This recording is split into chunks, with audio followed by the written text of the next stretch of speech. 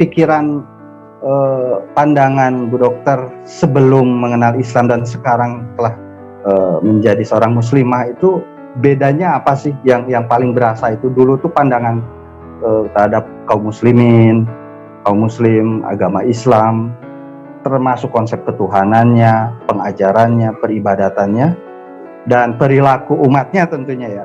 Itu banyak kagetnya atau banyak bedanya atau seperti apa? Ya betul, benar. Kalau nggak kenal maka nggak sayang, itu benar banget. Jadi waktu kalau ngelihat dari luar ya kayaknya gimana ya, kayak ngelihat ngapain, lihat sholatnya itu kan kayak gerakan pengulangan gitu ya. Zikir juga kayak gerakan apa ya, disebut berulang-ulang kayak mantra gitu. Gitu. Dulu lihatnya kayak gitu-gitu. Cuman tapi masya Allah gitu ya.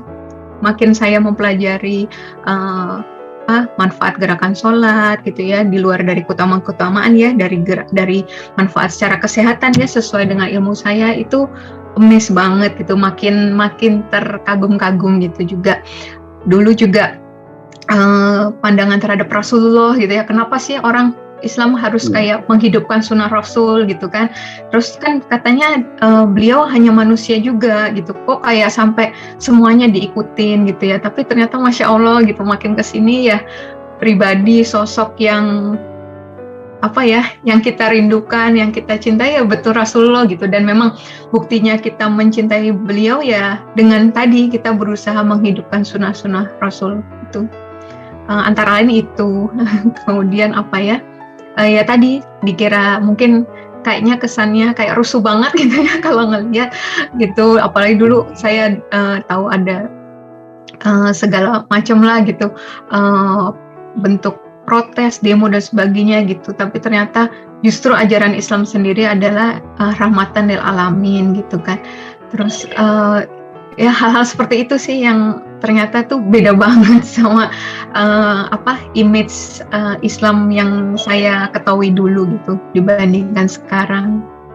Alhamdulillah. Iya. Ini Bu Dokter, ada pertanyaan dari netizen nih. Iya. MI Stock, dia nanya katanya, apa yang dokter pahami dari Al-Quran berkaitan dengan ilmu yang dokter jalani selama ini katanya? Iya. Yang terutama itu sih memang dulu heran gitu ya, kenapa Al-Quran itu disebut asyifa gitu kan, dalam ayat Al-Quran disebut ini jadi asyifa, jadi petunjuk, jadi rahmat buat kita gitu kan. Nah itu kok bisa gitu ya, Al-Quran kok jadi asyifa. Dan betul ya memang kelihatannya kayak hanya menjadi penyembuh dari penyakit-penyakit hati seperti itu ya, tapi Masya Allah ternyata memang sudah banyak penelitian juga yang bisa benar-benar menjadi memang obat buat secara jasmani gitu ya. Itu yang Masya Allah gitu, yang saya terkagum-kagum gitu. Bahkan pengertian asyifa itu lebih dari sekedar obat ya, ada makna yang lebih tinggi, yaitu ketika mungkin medis bilang itu nggak ada obatnya, justru Al-Quran itulah yang menjadi obatnya gitu, yang Masya Allah gitu ya. Hari ini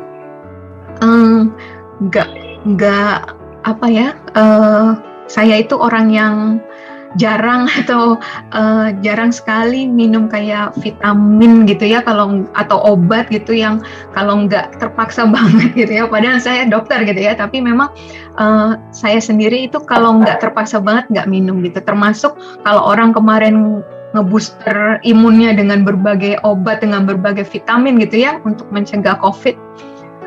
Saya punya keyakinan itu ketika saya akrab dengan Al-Quran, ketika saya menjaga tilawah, tadarus gitu ya, tadabbur Quran gitu, itu insya Allah gitu, Allah akan berikan kesehatan gitu. Dan alhamdulillah banget ya, nggak bermaksud jumawah ya, tapi alhamdulillah sampai hari ini Allah izinkan saya aman dari infeksi tersebut gitu ya. Di saat mungkin mungkin 80%, 90% nakes itu di kantor itu kena gitu kan gitu. Tapi Masya Allah gitu, bukan karena saya minum berbagai vitamin gitu ya kekuatannya, tapi alhamdulillah itu saya bisa katakan dari Al-Quran gitu.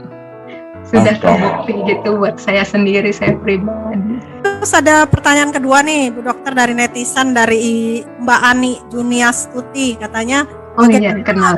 bisa menjadi orang yang sabar katanya. Jadi orang yang sabar itu dua ya, husnuzon billah terhadap Allah ya, selalu prasangka baik sama Allah, juga prasangka baik sama manusia sih gitu kalau saya gitu. Jadi kalau terhadap orang gitu ya, misalnya di jalan ya, di jalan kenapa ini orang kok kayak nyalip-nyalip atau ngelakson gitu ya, mau marah ya, mungkin kita husnuzon aja, mungkin dia ada keperluan buru-buru urusan dan sebagainya, atau ada orang sudah berjanji tapi nggak menepati, oh ya mungkin dia lupa gitu aja gitu sih paling. Kalau supaya kita jadi lebih mudah sabar, kalau bukan berhubungan dengan orang ya tadi dengan Allah gitu, saya alamin kejadian juga gitu ya. Sebenarnya sudah ada yang bayarin untuk berangkat umroh 27 Februari kemarin, tanggal 26 Februarinya saya nggak jadi diberangkatkan karena kan nggak diizinkan dari kantor karena Omikron lagi tinggi-tingginya gitu, juga ada larangan untuk ASN pergi ke luar negeri. Jadi itu udah koper tinggal di resletingnya ditutup istilahnya ya, udah tinggal besok berangkat gitu. Tapi ya sudah gitu, kalau misalnya kita kecewa, bisa aja kita kecewa dengan semuanya gitu ya, kayaknya udah gimana gitu. Tapi ya tadi husnuzon billah aja gitu, mungkin ya memang belum waktunya, pasti Allah tahu waktu yang lebih baik dan sebagainya. Mungkin itu Mbak Sivana. Ini Bu Dokter, saya mau bertanya lagi nih satu nih sebelum Kang Don nih. Jika suatu saat nanti Bu Dokter terpanggil nih ya menjadi seorang ustazah lah kira-kira atau pendakwah gitu ya, kira-kira bidang dakwah apa yang ingin disiarkan sama Bu Dokter? Misalkan ada nggak konsep khusus tentang dakwah yang ingin Bu Dokter kembangkan gitu kira-kira? Ngejarnya ini bukan untuk jadi ustazah aja, untuk jadi Radio Muslimah Kafa itu ngejarnya udah susah banget nih, apalagi ngejar jadi ustazah ya sebenarnya. Tapi ya nggak tahu ya, rancangan Allah gitu, kita cuman belajar aja gitu. Dan kalau dengan ilmu yang latar belakang ilmu yang saya ada, mungkin ya arahnya mungkin ya terkait dengan masih dengan ilmu saya mungkin ya. Alhamdulillahnya ini saya sekitar bulan Februari kemarin juga dapat beasiswa fikih kedokteran gitu. Insya Allah kalau bisa ya alhamdulillah itu sebenarnya sangat ingin gitu ya, sangat ingin seperti mempelajari itu, tapi masih ditahan-tahan gitu ya, pikir masih ada kebutuhan buat anak-anak dulu gitu. Saya pikir nanti kalau anak-anak sudah aman gitu. Tapi Masya Allah, Allah baik banget ya. Hanya di dalam hati aja keinginan kita, tiba-tiba ada yang WA, Bu Dokter, ini dapat beasiswa fikih kedokteran. Alhamdulillah, masih jalanin ini Mbak Sivana. Mungkin arah-arahnya ke sana ya, seperti Dokter Aisyah. Iya. Sudah diambil. Alhamdulillah. Sedang belajar. Kalau saya diambil, Bu Dok. Sudah diambil, sedang belajar. Alhamdulillah. Ya, alhamdulillah. Mudah-mudahan ya nanti bisa kayak Dokter Aisyah Dahlan ya. Mungkin ada kan Dokter Zaidul Akbar, Dokter Rahinul Bahrain ya. Dokter-dokter banyak yang jadi ustadzahnya, alhamdulillah. Menarik ini. Bu Dokter Karissa tentu tahu ya perkembangan kayak dunia diskusi lintas agama, debat antar iman seperti itu, yang seperti di channel-channel YouTube kita adakan, di room Zoom seperti itu. Nah ini banyak ya, termasuk saya sering ditanya begitu dari awal-awal.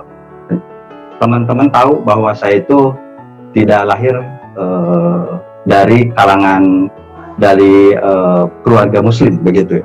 Ini ada pertanyaannya, kalau saya ditanya sama teman-teman teman seberang lah gitu ya, kamu tuh masuk Islam keluar dari agama kamu sebelumnya, ya saya sebut saja agama Kristen begitu, karena kamu tuh nggak paham pengajaran Kristen, kamu tuh ternyata pasti ada yang salah begitu.